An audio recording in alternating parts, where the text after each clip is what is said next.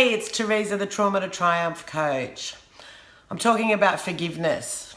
Yes, intense topic and confronting, but let's get real. It's one of the hardest things to do, yet it's the first step in healing. So this is something I'm massively passionate about, and it really empowers you when you do forgive people.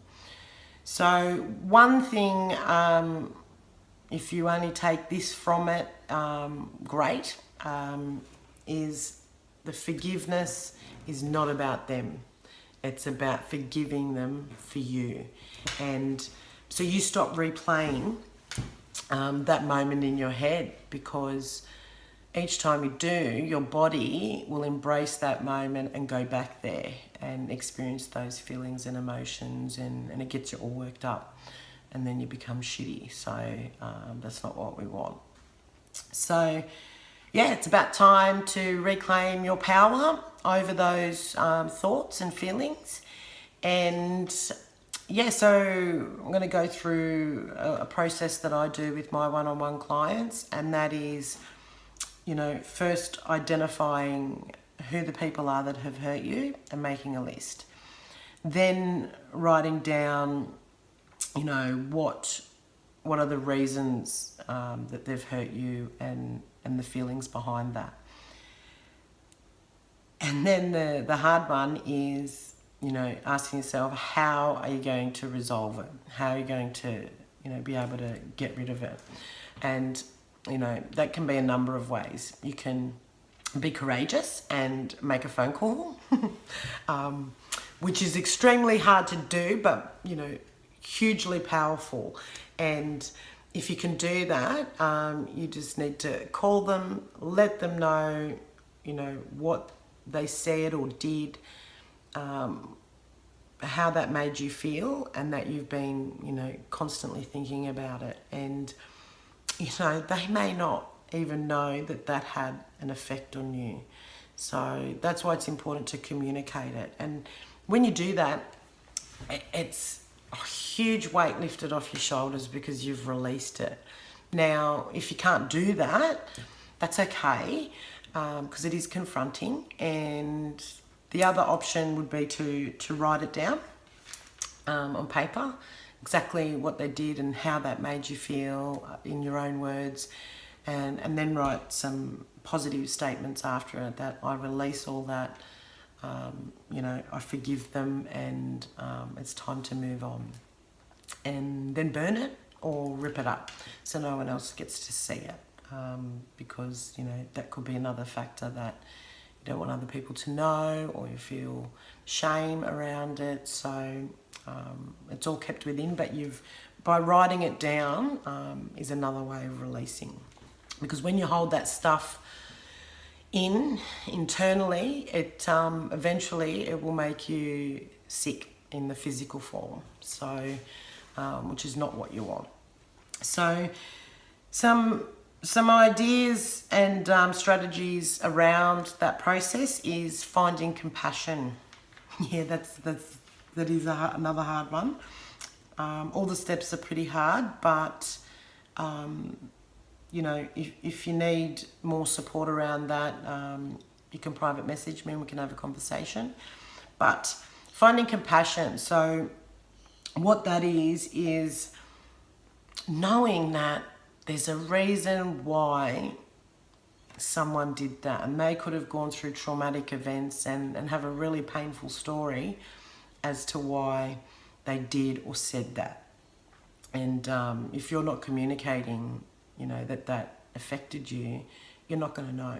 And I can pretty much guarantee you, if you sat down and had that open, vulnerable conversation about, their journey in life and what they've experienced, you'll probably find that there is a painful story. Another reason could be, because there's several, another reason could be that they don't know how to react in that way. Like, for example, if they're disrespectful or could be violent in their nature, they might have grown up in a family that was violent and didn't respect anyone. So that's all they know. You know, if I say to youth groups, if I tell my child the sky is red, the sky is red, they'll go to school and say, geez, the sky's red today, and then get hassled and laughed at because they've embodied and truly believe that the sky is red because their mum told them. And, you know, their mum is the one that instills all those values and beliefs in their world. So, yeah, it can be as simple as they don't know how to act in those situations. Or they could be in so much pain through traumatic events that they just want everyone else to feel their pain as well. And it's not about you, it's just about them wanting to inflict pain on other people. So, yeah, that's why the conversation is powerful. And another thing is we all have different filters. And what I mean by that is, you know, I could give everyone the same book and we would all read exactly the same words. And if we then had a discussion about the book, I can guarantee you we would all visualise the actors in the book differently. We would have a different visual on the people. We would have a different visual on the settings and the environment that the story's in. And we would all extract different messages and, you know, concepts from the story. So, and that comes down to life experiences and values and beliefs. So, which brings me on to my next topic. If, you know, if they've hurt you in a way that really conflicts with your values and beliefs, well, of course that's going to piss you off, but they might not value that at all.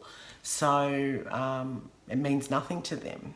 So that's why being vocal, if something doesn't sit well, to let them know, you know, they might not have any care factor. So, and that's why, you know, our friends are our friends. We share the same values and beliefs. And that's why, you know, some friends come in and out of your life for no particular reason, and people move on because their values and beliefs change over time. So yeah, so they're just some ideas. I've got a lot more around this within my one-on-one sessions. I go through energy releasing techniques through my shamanic ways and Reiki. And I've also got my NLP and timeline therapy tools, which are all awesome. And I basically cater that to the individual and what they would like, or I do as much of it as I can. So, yeah, so let me know your thoughts. Let me know if this is, you know, something you've enjoyed and gotten some information out of. If someone you think needs to hear this, please like, comment or share.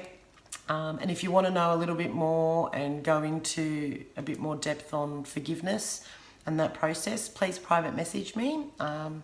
More than happy to have a chat and give you a few more ideas on the process. So, yes, everyone have a lovely day. Thanks for watching, and I'll see you in my next video. Ciao.